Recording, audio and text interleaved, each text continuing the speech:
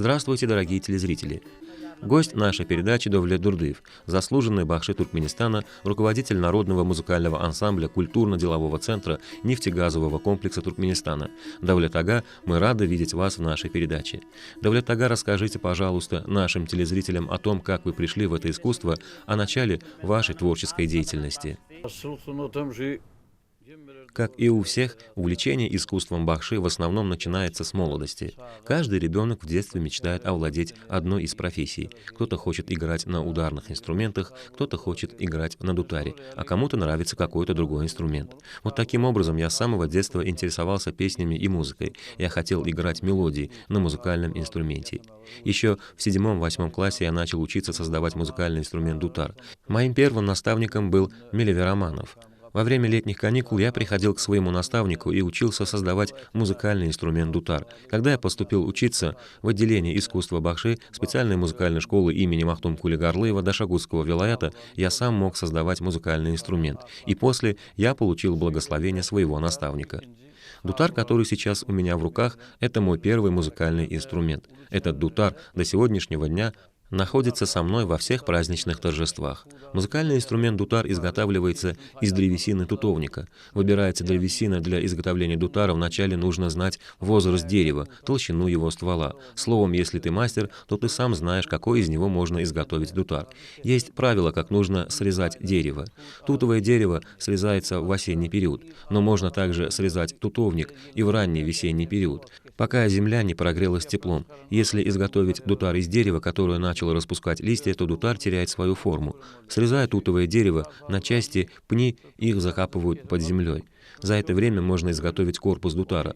Но ты не успеваешь сразу изготовить все детали инструмента. Почему части древесины закапываем под землей? А потому, чтобы древесина не высохла на воздухе, чтобы на нее не попадали лучи солнца.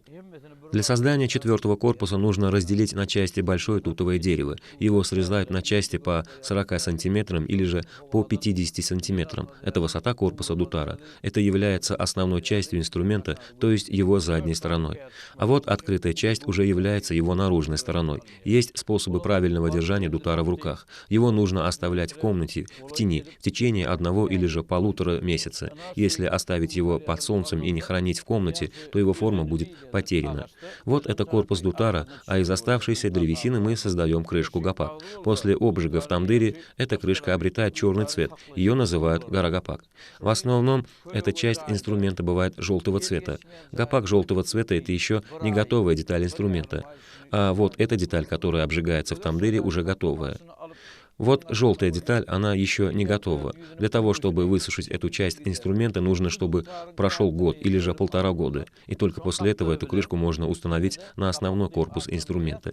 Если эту крышку не высушить и не обжечь его в тамдыре, то эта часть инструмента будет трескаться и делиться на части. Музыкальный инструмент дутар в основном состоит из 3 частей. Вот его первая часть — это его корпус. Вторая часть — это гриф инструмента, а третья часть — это крышка. Если соединить все эти 3 части, то получится дутар. Мы отметили, что корпус дутара изготавливается из тутовника. Крышка дутара тоже создается из тутовника. Наставники пытались создать инструмент дутар из древесины других деревьев, но такой инструмент уже не звучит так хорошо, как этот дутар, созданный из тутовника. Таким образом, мы сказали, что инструмент состоит из 3 частей. Одна из частей — это гриф инструмента. Гриф инструмента изготавливают из древесины урючного дерева. Древесина урючного дерева по сравнению с тутовником намного плотнее и прочнее. Древесина этого дерева может летом сжиматься, а зимой расширяться. Также есть правило сушки этой древесины. Эта древесина полностью не высыхает, она высыхает только по истечению 2-3 лет.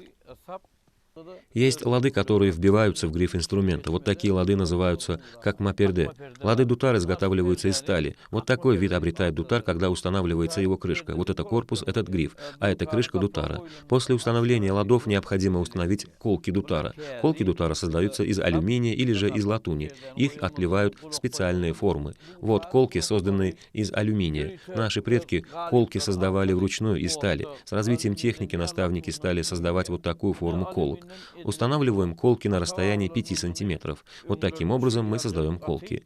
А вот эта деталь называется буйрус. Наши предки деталь под названием буйрус изготавливали из рога горного козла. А в настоящее время эта деталь изготавливается из пластмассы, потому что пластмасса немного мягче кости, а если изготовить ее из кости, то она будет выглядеть как на этом дутаре. Эта деталь под названием буйрус изготовлена из кости, она отличается особой плотностью. В настоящее время мы начали создавать эту деталь инструмента из пластмассы. Основной обязанностью этой детали является фиксирование струн дутара. У дутара есть две струны, две колки, 14 ладов из стали и еще 13 ладов, установленных на грифе для извлечения звука. У дутара есть пластинка, которая называется эшек.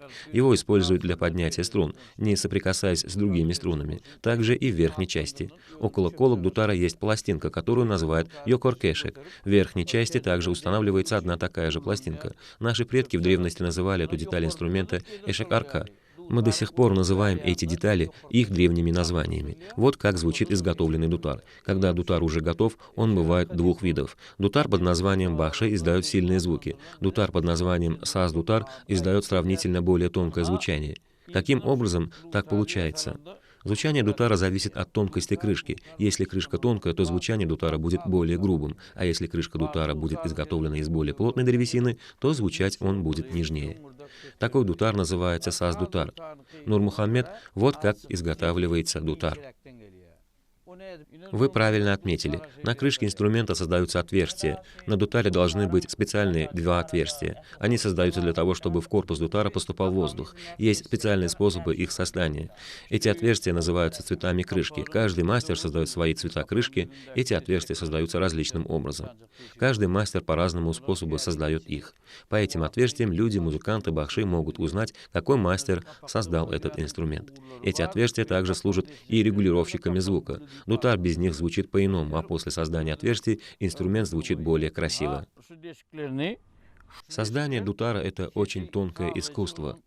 Этому виду искусства можно научиться, обучаясь долгие годы у опытных наставников.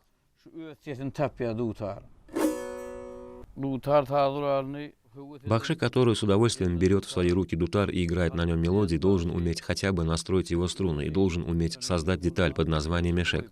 Народный бахши Туркменистана Ходжа Мурат Ораев, мой наставник, он изготавливал дутары. Он сам был бахши, но в свободное время он создавал дутары. Инструменты, созданные его рукой, являются украшением многих домов. Эти инструменты прекрасно звучат в руках многочисленных музыкантов бахши. Давлят ага, вы нам рассказали много интересного о процессе создания дутара, об этом древнем ремесле. Было бы хорошо, если бы вы исполнили песню. Пожалуйста.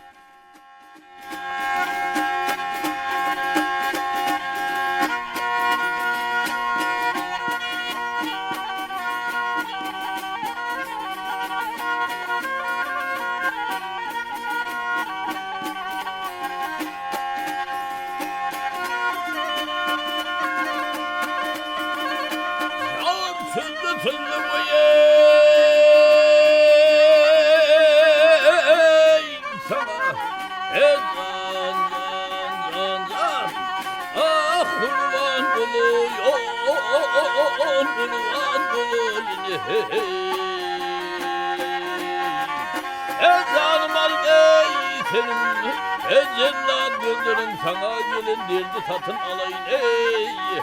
Kanım döktü cellat o hey.